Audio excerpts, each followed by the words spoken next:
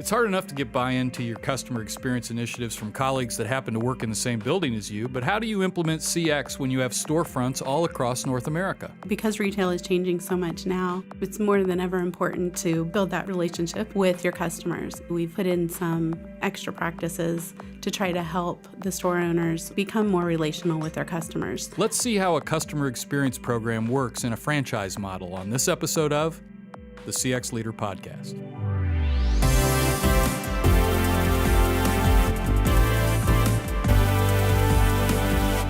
The CX Leader Podcast with Steve Walker is produced by Walker, a business consulting firm that helps our clients unlock the potential of their customer experiences by placing the customer at the heart of all their business decisions. You can find out more at walkerinfo.com. Hello, I'm Steve Walker, Chairman and CEO of Walker Information, and also the host of the CX Leader Podcast, and thank you for listening. On the CX Leader Podcast, we explore topics and themes to help leaders like you leverage all the benefits of customer experience and help your customers and prospects want to do more business with you. A few episodes back, we introduced a new series that takes a deeper look into how companies plan and execute their customer experience initiatives. We've gotten great feedback on this as people really do appreciate the user cases and how actual practitioners are applying the concepts of CX. So in this episode, we're going to continue with that CX user series and explore how CX works within a franchise model. Wild Birds Unlimited specializes in bringing people and nature together with bird feeding and nature products, local expert advice, and educational events. In the studio with me for this episode is Gina Jannazzo, manager of the Wild Birds Unlimited store here on the north side of Indianapolis. Welcome, Gina. Welcome to the show. Thank you very much. Glad to be here. And also returning is a guest who we had on the CX Day podcast, special podcast just a month or so ago, Kim Howard, who's the customer experience specialist for Wild Birds Unlimited, Inc., and you're in the corporate office. Yes, I am. Welcome back. Glad we didn't scare you off too much in the first episode. No, not at all. Glad to be here. And we got great feedback on that episode, by the way, so thanks again for being a part of it. It was fun to do. All right, so we're going to talk about how you kind of work, and as the intro stated, it's hard enough to get people to kind of buy into your customer experience activities when you have direct control over them. But in this case, you have a franchise model, so you have effectively your key stakeholders are not employees. They're actually kind of like your customers, right? Absolutely, yeah. So why don't you just tell us a little bit more about Wild Birds Unlimited, and then maybe we could even get into how the franchise model works. Sure. So Wild Birds Unlimited is a retail specialty store. Of course, we cater to customers who enjoy the backyard bird feeding experience. So we've got about 350 stores across North America, U.S. and Canada, of course.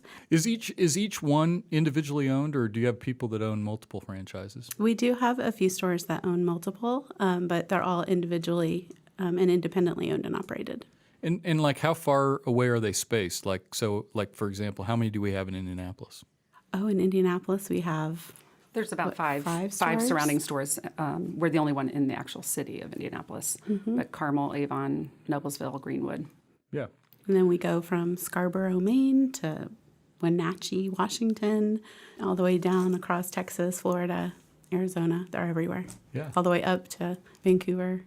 Where all the birds are. Yeah.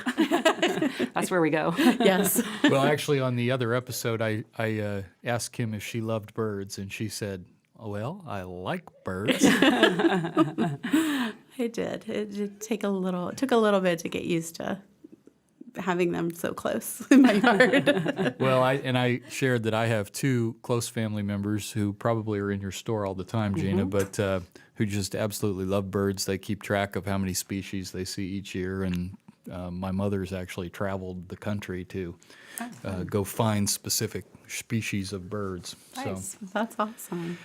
Well, Gina, tell us a little bit about your background and how long you've been associated with Wild Birds. Well, I've been with Wild Birds Unlimited for 14 years, and I was hired literally 14 years ago to be the store manager when we opened up the flagship store on the north side. I have the pleasure of actually having dual role with the franchise. In addition to managing the store, I also work at the corporate office as a consultant for best practices of running stores. So I work with the operations department and the training department and customer service with Kim to help store owners and managers learn the best practices for running stores so they can succeed. So Was your background in retail? it was in retail, yes. Okay. I call myself many things, and some people say I'm a retail rat, but I started out very young in the retail industry and had a couple really great mentors as a younger, actually in my teens, and really grew and developed the passion for like just being with customers and being with people and just being able to help them find what they want, whether it was specialty clothing or I also worked for Target stores. I had worked with a few people in the past that actually came to work at the corporate office with Wild Birds Unlimited. And when they were ready to open the franchise store up here on 82nd Street, old friend I used to work with said, I have the perfect job for you. And at the time, I had 2 small kids and really was working crazy hours. And it seemed like it was a great fit for me. And the rest is history. I'm still here, and my kids are grown. They're no longer little, and here we are. That's awesome. Actually, I want to come back to this dual role you play at corporate because I think that's really important. But I also got to get a pitch in for one of my tenets of business is that anybody who's been successful in retail has learned probably one of the most important lessons you can learn in business, and that's how to deal with customers. Because retail people, frontline retail people, they either master that or they don't. And really, the essence of customer experience is to make sure that you can take care of customers. So if I find somebody that's got some experience in retail, I say they're probably half the way there already. So actually, with this dual role, that's a great lead-in for how the customer experience should be administered across all these different stores, 350. So from your perspective, Kim, how do you envision what the customer experience ought to look like at a retail level? Well, I mean, I think that because retail is changing so much now, it's more than ever important to build that relationship with your customers. And I think that we have, since I've been with WBU, we've put in some extra practices to try to help the store owners with staff management and being able to become more relational with their customers. Customers that come into every store, they're all gifts to that franchise. So treating them as a gift, making sure that they are helped all the way to, I think sometimes we talk about, making sure they have everything. Don't let them leave without the batteries. That one extra thing that is going to make that experience so much better. So do you actually prescribe that as part of the franchise agreement? Do you put out sort of expectations about how the customer experience ought to look like? Yeah, we do. We do. We have a WB University that we have 4 times a year, once a quarter, and we bring in our new owners and we provide them with a week long of pretty intensive, I would say, training from every single department. And every single department really does have a customer experience aspect to it. So those tools and things and programs that we give them to help to support the customer experience for every store. And from the franchisee's standpoint at the store operations, Gina, how does that play out in the store, the support you get from corporate?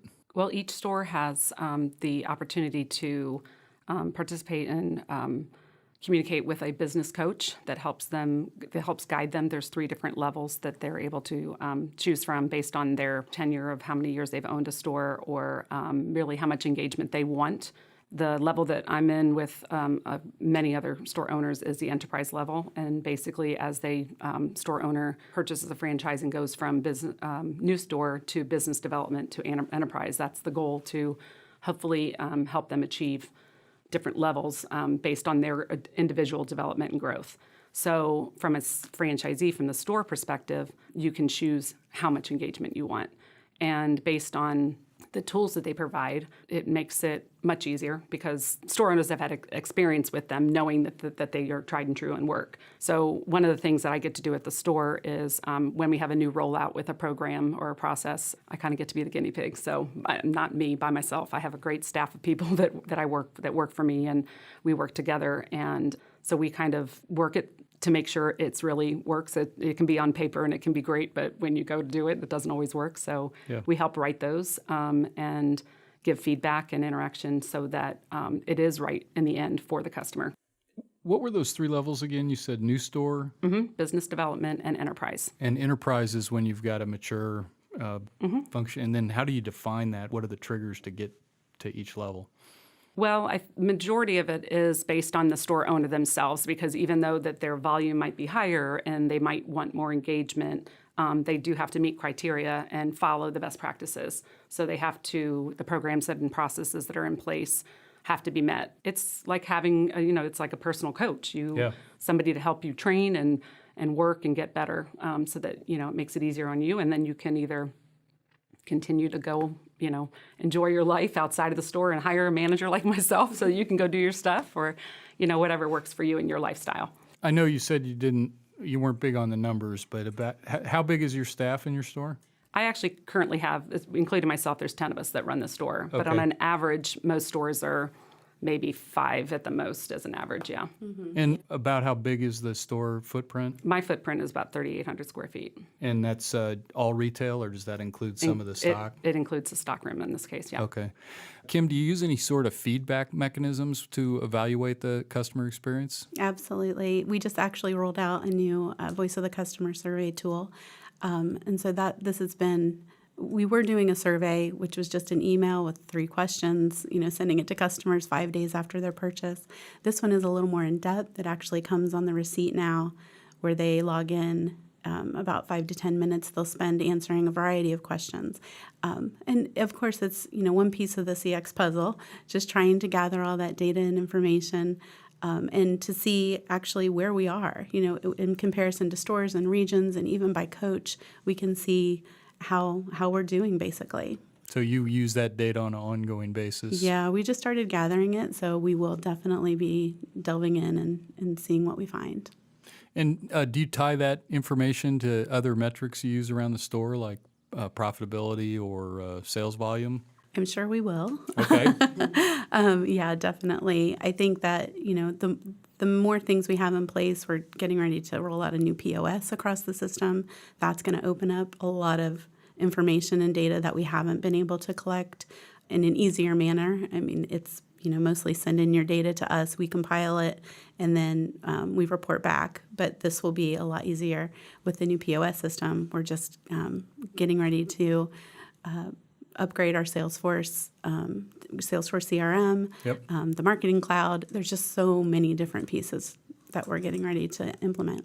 So do you actually make use of the feedback at the store level, Gina? I do, and actually I'm glad she brought up the new survey, because we have, of course, we were the ones that rolled it out first to see how it works, not only from the technology standpoint, but from the staff being able to communicate to the customer that why we would want feedback. It's all in the training of it to make sure that they understand we're not just doing this just to have another thing to do on your day when you're talking to your customers. This is really true feedback that we have the opportunity to find out, how can we get better? What can we do to make it a better experience for the customer when they come through the door?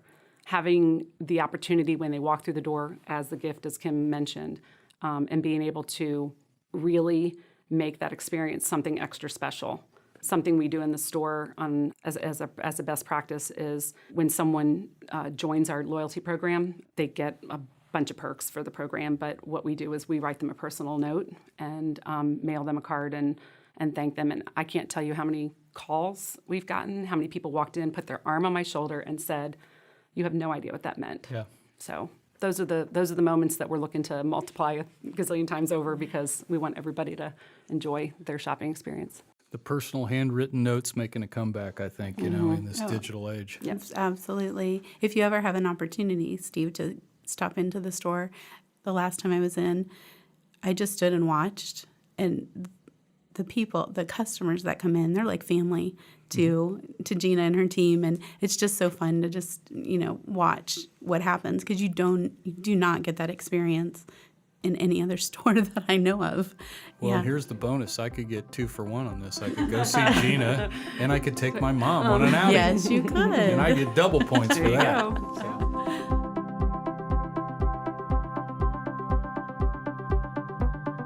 This episode of the CX Leader Podcast is part of our continuing user series, and I'm delighted to be joined in studio with the folks from Wild Birds Unlimited. Kim Howard is the customer experience specialist at the corporate office, and Gina Jannazzo is the manager of the flagship store here on the north side of Indianapolis. And we're talking about all things birds, retail and outstanding customer experiences. Gina, you mentioned the internet. How's that changed the experience? Well, we also launched 2 years ago our new MyWBU shopping online store. So we now have a storefront online, and it is linked, synced within the cloud to recognize our loyalty members so they get their discount across the board online. We do pretty much 99% of the time in same-day ship, so the customers get it within a day or two at the most. And we're talking shipping 20-pound bags of seed to someone's door, and it's not usually just one bag. So it's a really great extension of who we are. We have been very successful with it and helped other stores roll out theirs and really grow their store in a different way. So that's being done from the store level? It is. Wow. Yeah. I think in talking about how to get everybody on board, that the MyWBU store is one of our programs that some stores did say, well, I don't need to do that. I see my customers every day. And in this day and age, everybody needs to be doing that. But being able to have, Gina and her testimonials and other stores that are doing it, and then being able to collect that data and share it, has really turned the tide. Have you seen kind of competition coming from non-traditional sources? Like, does Amazon ship birdseed? Amazon does ship birdseed. Amazon is our arch nemesis. No. Well, join the club. I know, right? No. Absolutely. So the way that we're setting ourselves apart is that in-store customer experience. That's it. Yeah. Some of the customers that come to the store are our online shoppers, so they can do in-store pickup, no extra charge. We have it ready for them. Some people come on their lunch hour when they're going next door to lunch and just swing by and pick up their seeds so they don't have to make the extra stop at the end of the day. We make it very easy. There's a reorder button. They can literally just pick what they got before. Yeah. But the thing I think that we have over Amazon is that it is that personal touch, because not only do we drop that note in the mail we also put something special in the box. And really, we back our products 100% quality, and so we want to make sure everything arrives the way it would as if we were putting it in their car. No, you guys are smart, and that's why we had you on the show, because you guys get it, and that's the way the world is shaping. It is an experience economy, and Amazon has picked out a way that they can enhance the experience for certain buyers, but they're probably never going to be able to offer the kind of experience that you guys are, right? That's right. Yep.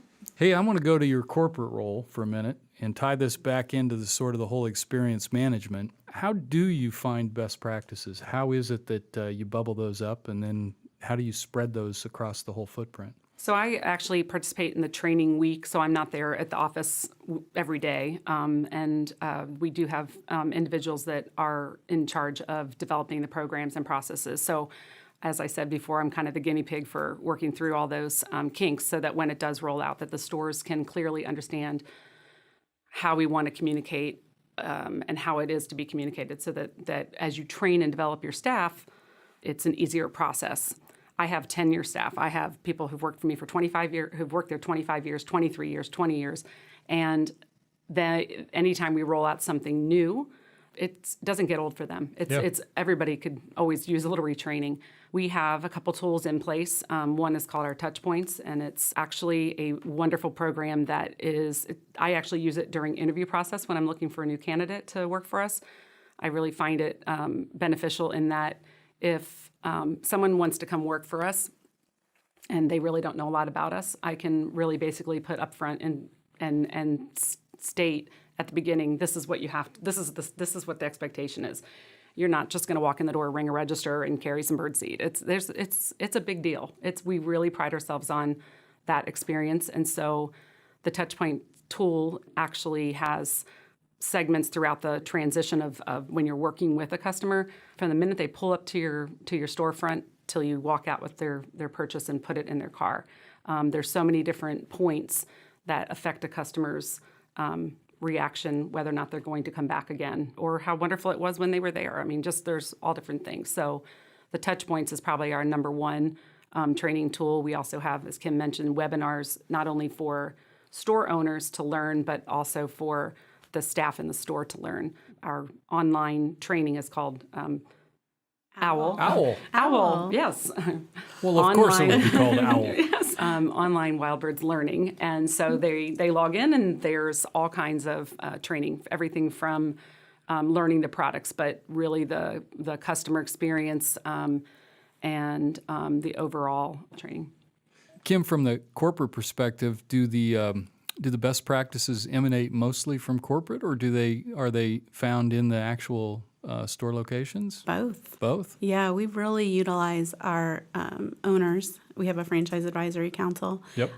Utilize them twice a year to just talk about new ideas, run things by them. We also have committees that we've just started in the last year that also help us in different areas like communication and marketing and strategic initiatives. So it's really a joint effort. I mean, we're not the ones who are on the front lines. But we want to be sure that we can provide all the tools and programs that they need to meet the customer's needs. From my experience, one of the nice things about a distributed business model like you have is you basically have 350 laboratories going all the time. Absolutely. And I think as you get more of your feedback data, you can mine that and find, like, you may find some store that, you really don't know what's going on, but they've got tremendous scores. Absolutely. And then it'd be fun to go out there and see what they're doing. Yeah. All right. Well, this is the key part of the show where we go for take-home value. So what's one thing you've learned at Wild Birds that could be perhaps helpful to the listeners? I think, having buy-in from your executives is big. It's important. Everybody needs to stay on the same page and know what's going on. Any tips for getting that buy-in from execs? Just keep working at it. Okay. Just keep putting it in front of them. The more data sometimes you can give them, the better. Buy-in and communication. Communication is huge. The communication not only between us and our internal employee communication, and also then the store owners. And Gina, from your perspective as a store manager and also as a corporate really training and best practices leader, what would be your tips? I would say, if I could give anybody advice or tips or anything, is just to get outside your box and be okay to fail. Even though the numbers may not be where you want them to be sometimes. I truly believe with the customer experience in itself, just as how I like to shop, what I like out of an experience, I just want people to feel good for where they are, what they're doing. And if I can help that in any way, shape, or form, that's my number one goal. So. Well, I think you guys have given us a great lesson here, and sometimes it's not about perfection, it's about making progress and staying after it. We did a series on the top 10 traits of the CX leader, and one of those was perseverance, and another one was a collaborator, and I think you hit both of those on the head. So Gina Jannazzo is the manager for the Wild Birds Unlimited store here in Indianapolis, and Kim Howard is the customer experience specialist for Wild Birds Unlimited. If you want to learn more about Wild Birds Unlimited or find a store location near you, or visit their website at wbu.com. Gina, Kim, thanks again for being on the podcast. Thanks. Thanks for Great. having us. And if you want to talk about anything else we discussed or about how Walker can help your business customer experience, you can contact me at steve.walker@walkerinformation.com or call me here in the U.S. at 1-317-843-8890. Don't hesitate to reach out to me. I'd love to talk to you some more. Don't forget to subscribe to the CX Leader podcast. You can go to walkerinfo.com/podcasts, and you'll find links to iTunes, Spotify, iHeartRadio, Google Play. And we now have our own YouTube channel, youtube.com/walkerinformation. Thank you for listening to the CX Leader podcast, which is a production of Walker. We're a business consulting firm that can help you make customer experience your biggest competitive advantage. Find out more at walkerinfo.com. Thanks for listening, and we'll see you again next time.